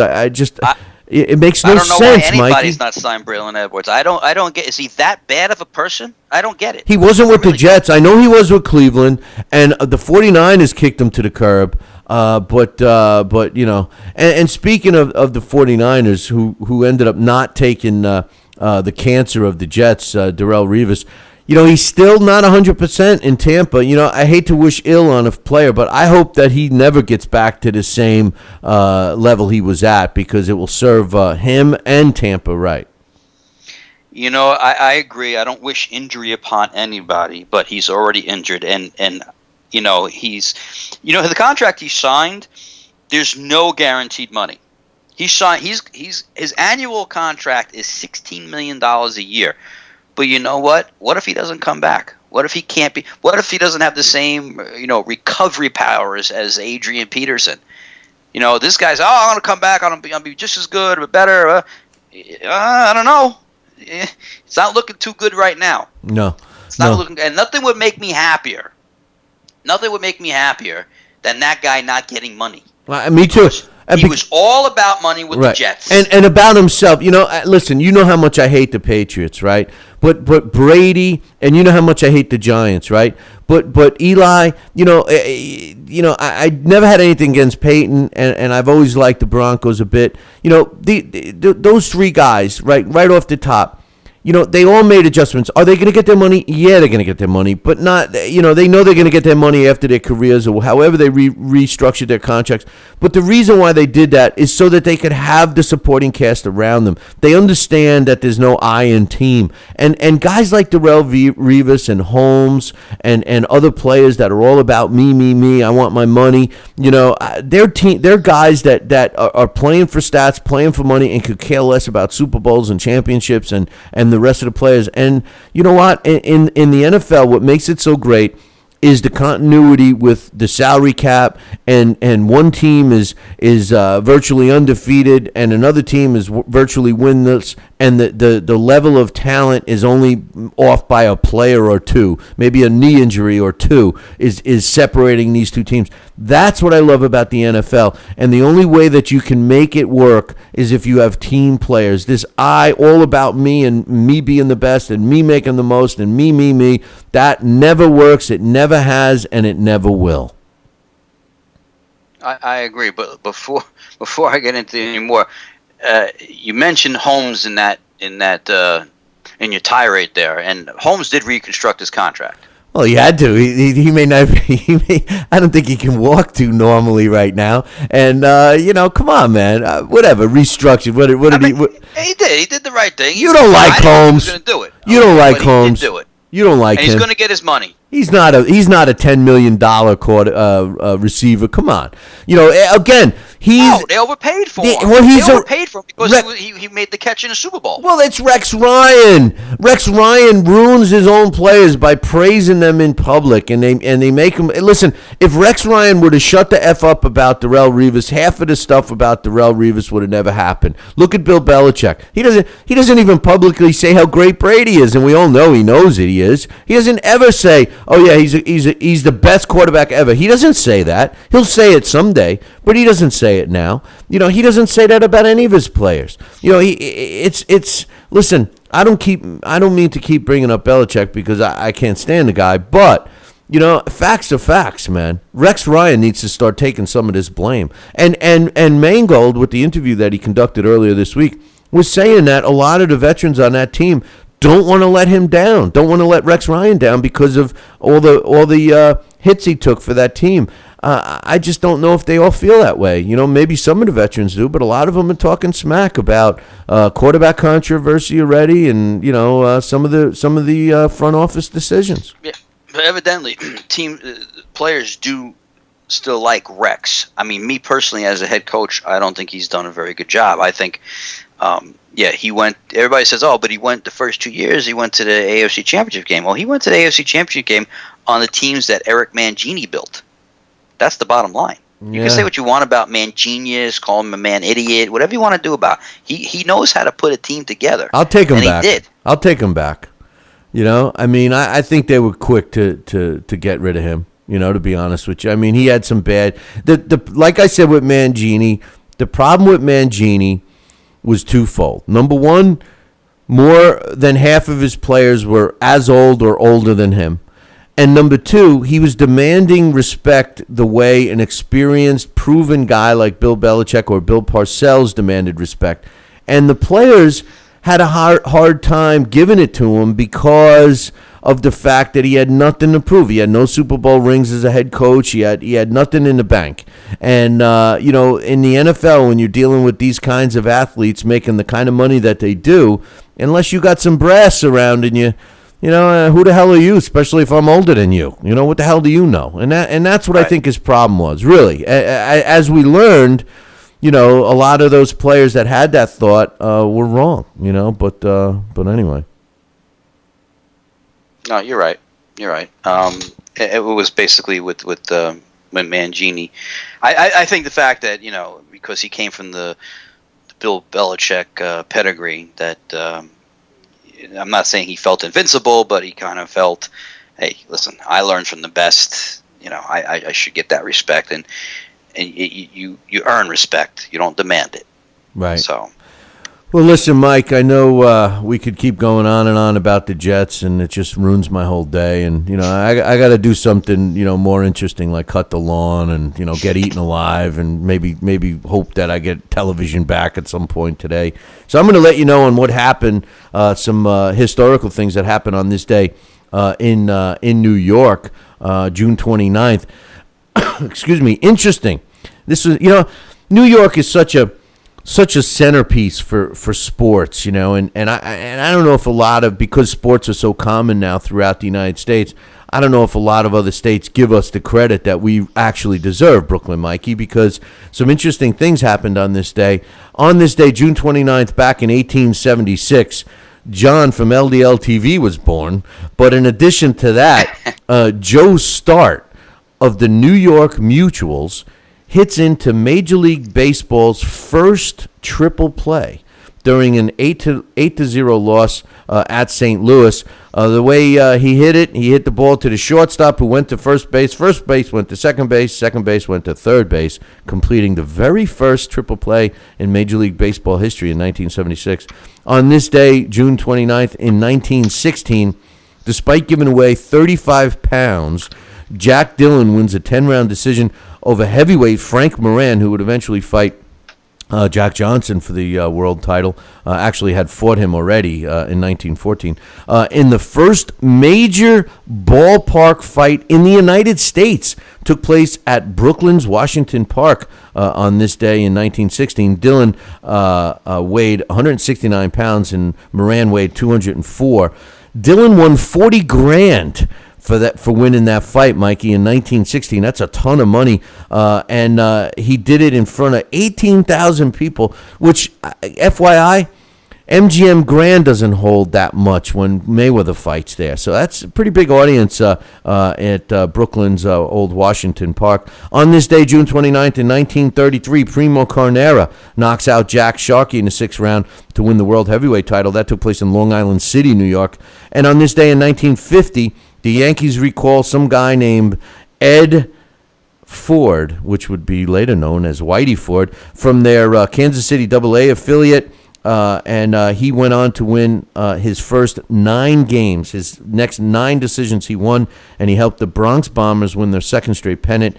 And finally, on this day, June 29th, in 1982, all this talk about a serious Nets trade. Well, how about this trade in 1982? I'm sure you're going to remember these guys. The Nets trade guard Ray Williams to the Kansas City Omaha Kings for their guard Phil Ford. What an important trade that was, huh? You're like, a shocker. You're like, who? Never heard of any of those guys. Who? Right, exactly. But nonetheless, it happened on this day in 1982. Hey, Mikey, any final thoughts to close out our show today? Yeah, I got a final thought. Something we didn't talk about today, and it's been on my mind, and I haven't had a chance to hear your thoughts on it. The Paulie Malignaggi, Adrian Broner fight. I thought it was an entertaining fight. I thought it was fairly close. The 117-111 score I thought was outrageous. And kudos for Paulie for saying what he said at the end of the fight. because he's the only one that ever speaks up about how crooked boxing can be. And I'm not saying it was fixed fight, and I don't think Paulie was saying it was fixed fight. But the deal is when you have the up and coming fighter, and it just seems sometimes the score just happens to be in his favor. Paulie's the only guy that says anything. Listen, I've never. When Paulie started out, I was not a Paulie fan. I was at the Cotto fight. I wanted him to destroy Paulie. I didn't like the guy. As I've gotten older and I've watched him grow and I've watched him mature, and I do like what he does on Showtime because I think he's very smart when it comes to actually calling a fight. I've become, I'm not going to say a fan, but I respect Paulie a little bit more than when he was a kid. As far as Adrian Broner goes, if he got into the ring with Mayweather tomorrow, I would become the biggest Floyd Mayweather fan. You think, given quality as a fan of Mayweather, I would be such a supporter of Mayweather to destroy this kid in the ring because I can't stand him. Okay, Paulie goes to him at the end of the fight, whispers in his ear, that's what you're supposed to do. Show sportsmanship at the end of a battle. All the talk, we all know it's selling tickets. We all know what that's about, okay? Even if there's a genuine dislike, but at the end of a fight, you show sportsmanship. And for this idiot to say, oh, yeah, I came in here, I took his belt and his girl, it just shows the classlessness that this kid has. Even Floyd, and you can't argue this, even Floyd, when he beats guys like, Marquez or whoever, and just Gaddy and dominates them, he says the right thing at the end of the fight. These guys are warriors. He came to fight. It was a tough fight. Whatever. Even he doesn't do something like that. So that's my final thought on that fight. I was a little pissed off about it, and I never even heard your thought about it. Obviously, you don't listen to the Talking Boxing with Billy C show. I'm very busy this week, brother. I love the show. I was a little busy this week. I have it on the iPod. I just haven't done it yet. So please, tell me your final thought. We have talked about this. And by the way, you have to go to www.ldltv.com and see Billy Malignaggi. There's a picture of the week all the time that he used to be my friend, John from LDL TV, but he's check it out. But anyway, you obviously don't listen to the show. We talked about this every day this past week. First of all, I think you're just sore because you lost money. We all know you said that you put money on Paulie as a live underdog. Tiny all right, but whatever. All right, it was a good live dog. Okay, so let's get that out of the way. Second of all, as far as the score goes, I think that the score, I scored the fight 116 to 112. The reason why I scored that fight is because, in my opinion, and boxing is subjective, in my opinion, just because you land little pitter-pat punches does not win a fight for you. This is not the amateurs. And if Paulie would have displayed some defense, whereas he would have missed or made Adrian Broner miss, and if his head didn't get shot back as much as it did from uppercuts and solidly landed punches, I think Paulie would have won the fight easily. But he didn't. And Broner was able to come in and land the harder, more effective punches. To suggest that Paulie did the right thing by saying the fight, and he did say the fight was fixed. He used those words, was just totally crazy. I think he's a girly man. I can't stand him. Now, with that said, I agree with what you said about Broner. He showed a lot of classlessness, and I've really drifted away from any positive thought about him. But I do believe that the only score that was out of whack was the one that scored it for Paulie. In professional boxing, yes, you do need to be accurate, but you got to avoid punches in order to win. And I tell you the truth, Broner landed the cleaner, crisper, more effective punches, and he deserved to win that fight. But Paulie Malignaggi, I've lost all respect for him. Yes, I agree with you about Broner and I'm leaving with your side piece. All that stuff was totally classless. But, we talked about this fight all week long. I mean, this is totally split. Your opinion is shared by many, many people, as mine is. It's like split 50-50. And they're talking about a rematch. Although I think Paulie does do a good job on Showtime from his analytical point of view. His voice drives me crazy. I'd rather listen to somebody scratching a chalkboard with their fingernails. I'd much rather listen to Fran Drescher, the nanny, than him. And talk about intelligent. He's missing any form of intelligence. He's got that I'm a stupid F look every time he looks in the camera, and those girly outfits he wears and his hair and everything. He just annoys the hell out of me. Does that answer your question? I guess it does, but I have to disagree with one thing. When Jim Gray asked him, I have to ask you this since you brought it up. Do you think the fight was fixed? He did not say yes. He said he never said it was fixed. He said never used those words. He said it was fixed. He said it was fixed. You go back after the show. You go to YouTube. You go to that interview. Okay, where Jim Gray outright asks him. He says, "Are you saying the fight was fixed?" He says the first word I was, "No, I'm not saying it was fixed." But when you have the up-and-coming fighter, he never said fixed. I will put money on that. With the second time, he said that in the press conference. But when Jim Gray went to him, he said it was fixed. He said Al Heyman had that judge, Tom Schreck, he mentioned his name. He said he had him in his back pocket. This is what's wrong with boxing, blah, blah, blah, blah, blah. Crying and everything else that he lost the fight. And I got news for you. His job at Showtime should be in jeopardy because Showtime doesn't want that kind of controversy. As a matter of fact, when they shot it back up to Al Bernstein and that idiot Mario Ronaldo, they didn't comment on that because, you really can't. Paulie should have just said, hey, I thought I won the fight. I want a rematch, whatever. Instead, he says, I don't need the money. I have plenty of money. I don't need to fight. This is terrible. This is win. I mean, you can't help the way you sound. That's, But listen, I guess it doesn't bother me as much because that's how much I can't stand Broner. Listen, I'm not. Don't for a minute think that I thought Broner has talent, but his mannerisms and the way that he's coming off, I agree with you, and I see why he's totally making a mistake. He's alienating himself even from people who liked him.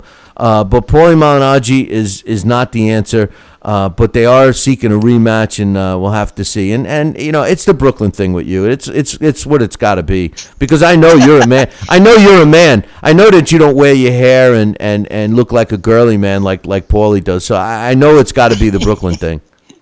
Maybe there's a little love for Brooklyn there, but let me ask you this before we sign off today on the show. Floyd Mayweather versus Broner. Who do you root for? They're not going to fight. They've made it. I know they're not going to fight, but who do you root for? Oh man, that's a tough one. Come on, don't make me answer that. Come on. It depends when the fight took place. You want to hear something? It took place the next after the Canelo fight. Let's say he beats Canelo. That's the next fight. Broner and Mayweather. Who do you root for? Mayweather. Okay, so you do agree with me that he's surpassed Mayweather in being sickening, yes, and annoying, yes, and classless. Yes. Okay, as long as we agree with that. I've actually, you're not going to believe what I'm going to tell you, but I've actually softened up to Mayweather. He said some things recently that is changing my attitude towards him. He's changing. I think maybe $200 million from Showtime maybe changed him a little bit. Some people think his stint in prison, which is a total joke to me, changed him a little bit. But nonetheless, I agree with you. I think that he looks like an altar boy compared to Adrian Broner. It's pretty sickening. And Adrian Broner is doing it in a way that, people that hate Mayweather still buy his fights to see him lose. People that hate Broner, they don't even want to see him lose. They just don't want to see him at all. I think it's going to hurt him, and a lot of people are questioning his ability because of Paul. And hey, listen, I give Paulie Malignaggi credit, even though that he took a lot of punches, and he really did, Mike, if you go back and watch those. I mean, Paulie Malignaggi looked like he was beaten up with a baseball bat in the post-fight press conference. And still, when he was at Gallagher Steakhouse on Wednesday, helping promote the fight tonight in Foxwoods, he was still busted up pretty bad. The bottom line is that, he can take a solid punch. There's no question about it. He's got a great chin. He's got a lot of heart. That I give Paulie Malignaggi credit for, but that's it. Yeah, I know. It's nice. Like I said, when he first came up, I wanted to see him get crushed. I was at the Cotto fight, but and like I said, I'm not a fan.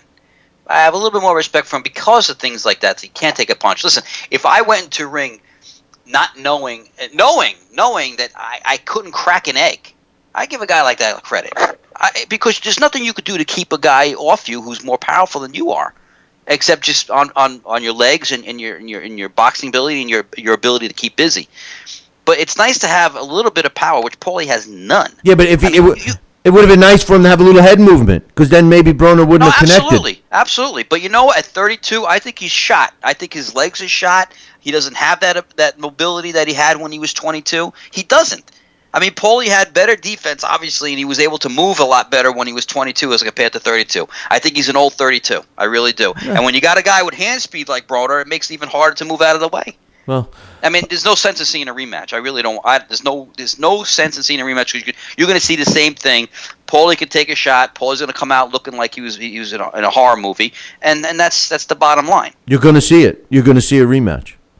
You shouldn't. There's no reason for it. Why? Why would you see? Do you want to see a rematch? It was the biggest viewed Showtime boxing event since they went on the air, and not only that, but Paulie made 1.3 million. Broner made a little over 1.5. They're both in line to make probably a couple of million each for a rematch, and Showtime will bill it. A lot of people enjoyed that fight. The Barclays Center was popping. It was let's get popping, man. You know, it was sold out, they said, or close to it. So I don't know. The only thing different I see in the next fight, I see Broner starting a little bit earlier.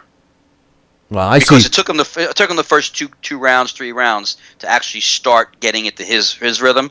I think from get go. If you have a rematch with this guy, he's just going to go right in there and start tearing him up. Listen, I gave Paulie the first 3 rounds. All 3 of them. That's what I'm saying. Yeah. I'm saying it took Broner a little bit before he actually got into a groove. In the rematch, the only thing that I see that's different, okay, because Paulie ain't knocking him out, Paulie's not getting knocked out, but I just see Broner attacking him early. I mean, the only thing is maybe a TKO, he's just battering him against the ropes. Paulie's not going to go down and fall asleep. That's not Paulie. He's got a great chin. But that's the only thing I see different in a rematch. So I don't know why anybody wants to see a rematch this Well, fight. I think Broner has to try and knock him out in the rematch. Oh, absolutely. So. And he's going to have to top that, what he did by beating him in the first fight. He's going to have to top that. Absolutely, he's going to go for that. No doubt. Hey, listen, we're not going to be around next week. It's the 4th of July weekend, so I won't be back with you for 2 weeks, so I'll be looking forward to them, my man.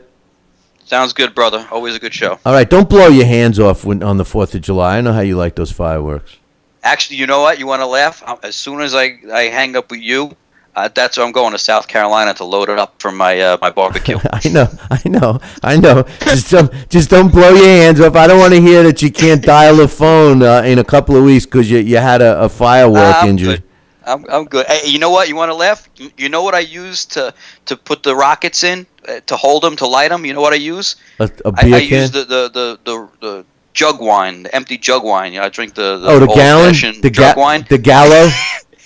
yeah. That's what I use. And you should break out one of those Cubans that the late great James Gandolfini hooked you up with, and light them with that too. Be safe, man. Yeah, I will. All right, brother. Well, listen, you have a good one. I'll talk to you before then, hopefully. And until next time, ciao, baby.